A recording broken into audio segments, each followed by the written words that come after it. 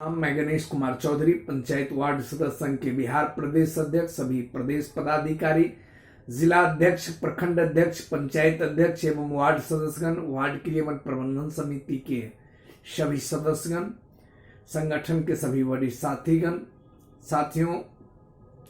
लगातार 2 वर्षों से अधिक पंचायत वार्ड सदस्य संघ बिहार प्रदेश इकाई के द्वारा बिहार सरकार और केंद्र सरकार के सामने अपने हक और अधिकार की आवाज पंचायत वार्ड सदस्य संघ के बैनर तले हम सभी साथियों ने उठाया। लेकिन बिहार सरकार की दोहरी नीति के कारण सत्ता और विपक्ष खुद कुर्सी के लोभी बनकर रह गया और वार्ड सदस्यों की मांग को आश्वासन देकर धोखा देने का काम किया। जिस प्रकार से सत्ता और विपक्ष दोनों ने वार्ड सदस्यों को छलने का काम किया है, जिस प्रकार से वार्ड सदस्यों की मान सम्मान और अधिकार की लड़ाई को 11 दिन भूख हड़ताल आंदोलन हो, विधानसभा का घेराव हो, तमाम धरना प्रदर्शन से लेकर बिहार के 38 जिला के अंदर में तमाम वह आंदोलन किया गया, जिससे कि बिहार सरकार हम वार्ड सदस्यों का हक अधिकार दे सके। लेकिन बिहार सरकार अपनी कुर्सी बचाने के लिए सत्ता और विपक्ष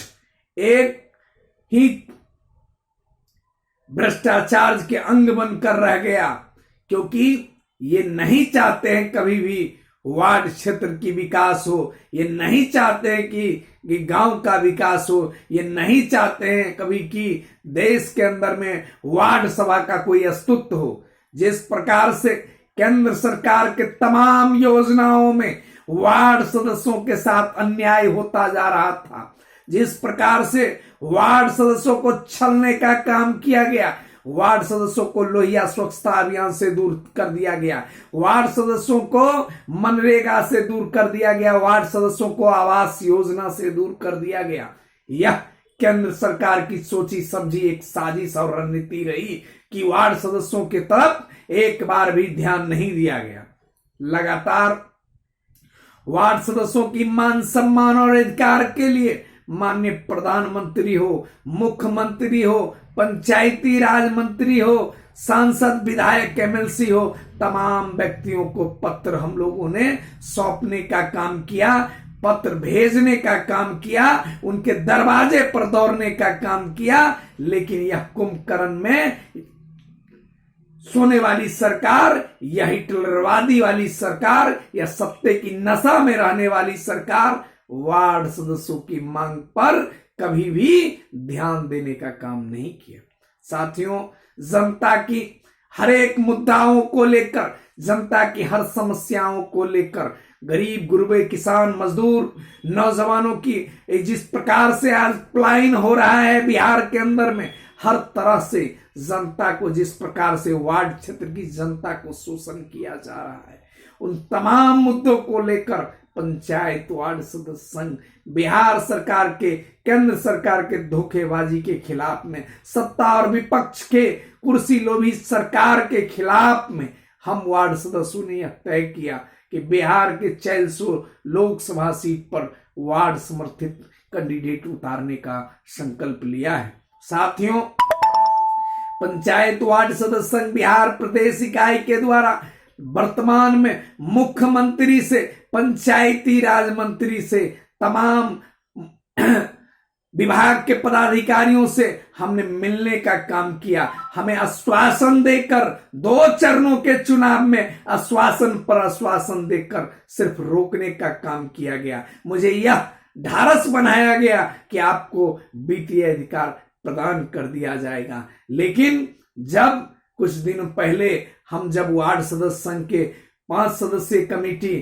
माननीय पंचायती राज मंत्री, माननीय पदाधिकारी के पास में पहुंचे, तो उन्होंने एक शब्द में कह दिया, अब आचार संहिता के बाद देखेंगे। साथियों, इसी मुद्दों को लेकर पंचायत वार्ड सदस्य संघ ने एक स्वच्छ छवि, एक व्यवस्थित, एक सम्मानजनक व्यवस्था का स्थापना किया है, जिस स्थापना का नाम है, एक विचारधारा देने का काम बिहार में कर रहा है, जिस विचारधारा के अंतर्गत युवा क्रांतिकारी पार्टी के सिंबल पर पूरे बिहार में पंचायत वार्ड सदस्य संघ हुंकार भरेगा और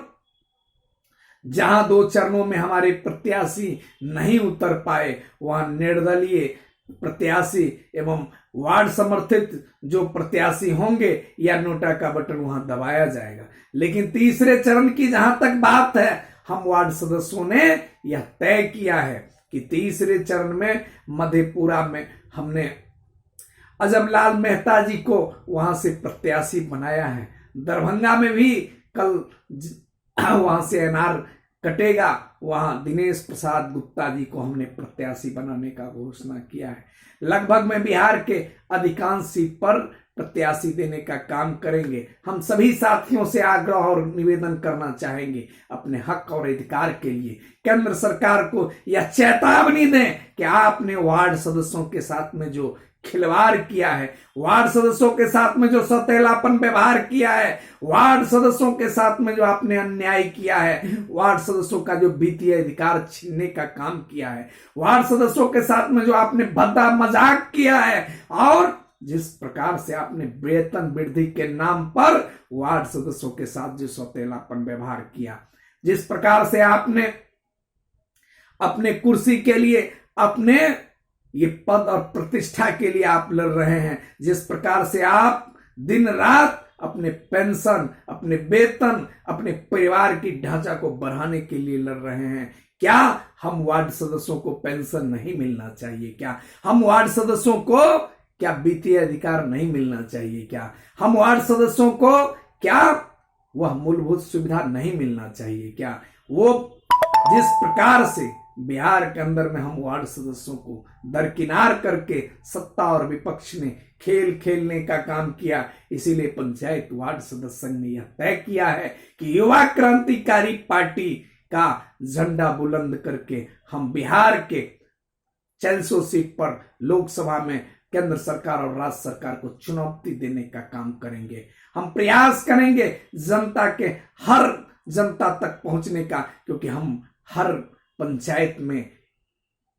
स्थापित हैं पहले से। घर घर जाकर वार्ड सदस्य यह जानकारी देंगे कि दिल्ली के अंदर में 3000 रुपया वृद्धा पेंशन मिलता है और